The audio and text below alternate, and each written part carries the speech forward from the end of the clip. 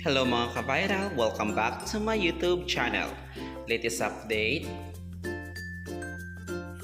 Carlos Yolo, wagi sa kauna-unahang gold medal sa Paris Olympic 2024 para sa Pilipinas. At sa iba pang mga detalye, panoorin lamang ang bidyong ito.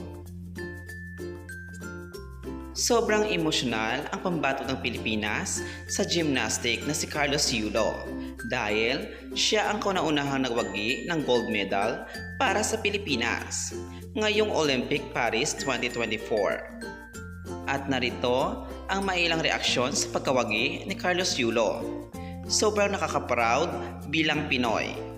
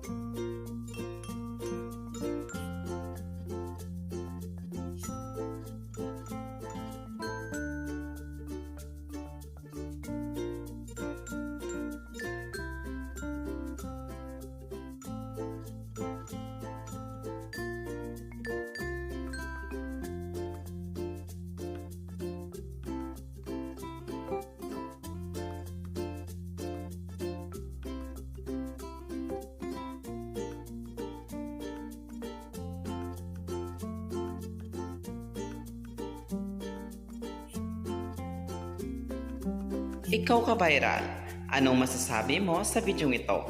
Comment down below at babasahin natin yan.